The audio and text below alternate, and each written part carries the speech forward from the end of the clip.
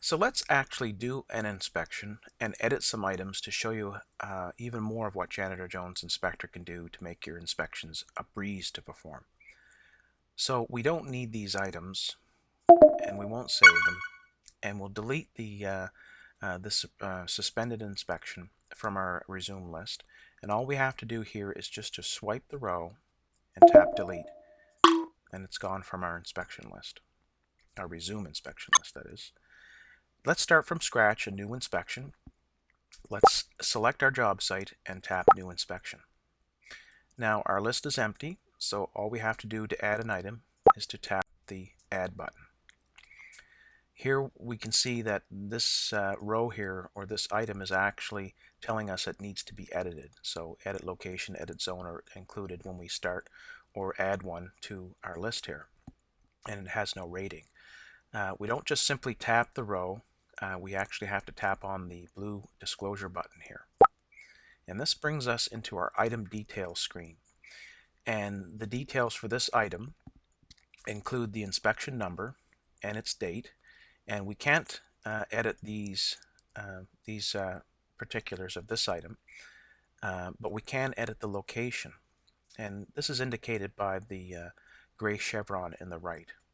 So all we have to do is tap the edit location, and as you can see, there's a list of locations that we can pick from. These are standard, and this standard list is included in every job site that's created in Janitor Jones Inspector, but it can also be edited so that, let's say, we don't have a third floor or a fourth floor at this location. We can actually take them out or even add to that. And I'll just quickly demonstrate this for you. And this goes for any screen that you'll see that has this red balloon here that's pointing down at the picker here, and the delete button as well as the add button. You'll notice that in different pickers, and that means that you can manipulate this list. So let's just actually delete an item from the list. The fourth floor. Let's say the fourth floor doesn't exist on this at this location.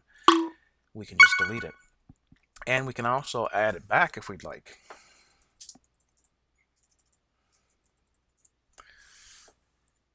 And all we do there is tap the add button, and the fourth floor is back. So let's edit the zone. The zone can be either an area, an office, or a room. Now, what do we mean by an area? Well, if we tap on the info button, it's telling that an area can be an entrance, a hallway, or a stairwell. An office can be a manager's office, just an empty office, a cubicle, etc. A room can be a bathroom, a boardroom, a kitchen, etc. So we have these areas, or these different zones separated by area, office, and room. And if we tap on the add area, a picker comes up and gives us a default list of areas that we can choose from, and we can add, as I've said before, we can add to this list if we need other areas or more areas than what's given here as the defaults. We can easily add that. And the same thing goes with the office. We can list off all the offices that are in a location. It may be just simply called a manager's office or an assistant manager's office, or the offices may have numbers. So we may want to number each one of these offices so we can pick from the picker on our next inspection. And as I've said before, this is customized to this location, and each location will have a different list if you've added to it or taken any of the defaults out. And again with the room, same idea. You can add to this list that's here in the picker just by tapping in here and into this text field, putting your room in here, or typing your room into this custom field, and basically just add or delete whatever's in this list. So let's just pick an easy thing, an easy place to inspect. Let's say it's just an office. Let's say it's just let's say the manager's office. We're done with the zones.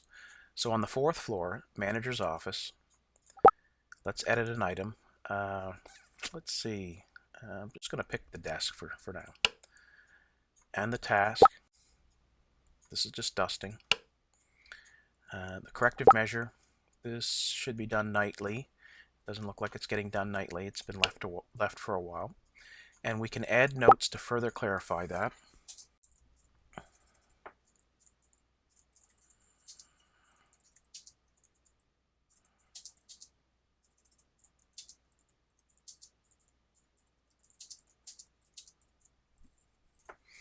And if this was a longer list, we could scroll that. We can even hide the keyboard. So if this was a long note, that is, we could view that. And we can also add a rating to this. This is not good, and we can choose either from the slider or we can choose from the picker. Now we can't edit the verbiage here in the picker. This is one of those areas where you can't actually manipulate that. We have a rating system here from 1 to 5, poor being 1, excellent being 5, and this is just something to attach to the item that gives an indication of how good we're doing. So I'm gonna pick not good, needs correction.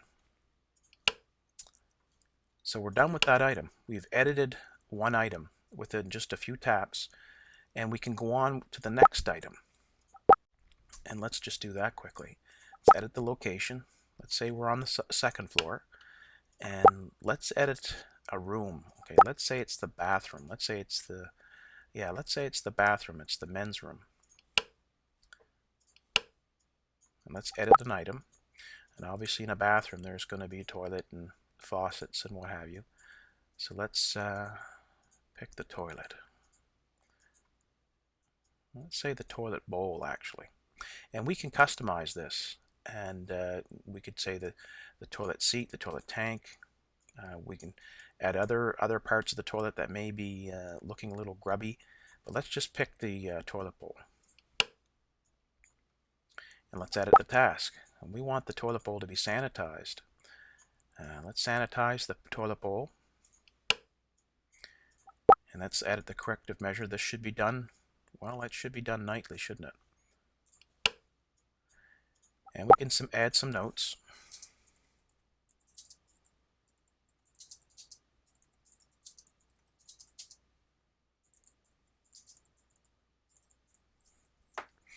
And as I said before, we can hide the keyboard and view our notes if it was longer. And we can add a rating. And this is not good. So we got 2 ratings, 2 out of 5 here. And as we go on with this inspection, we can, as we add more items, we can even give praise where it's due if we wanted to as the rating. Let's say this item was excellent. We can even rate the item as excellent, and that gives more incentive to the one that's doing the cleaning or performing the duties. I won't keep that one. We can actually delete them just by swiping the row and delete each item. So I won't go into a very extensive inspection because we only have 10 minutes to put these tutorials together. That's our time limit. So I've just edited 2 items to show you how we edit the items as well as perform an inspection. And once we save that, we can review it when we go into review inspections. And we've got 2 here. And here's the 2 that we just edited, and we can review that as well.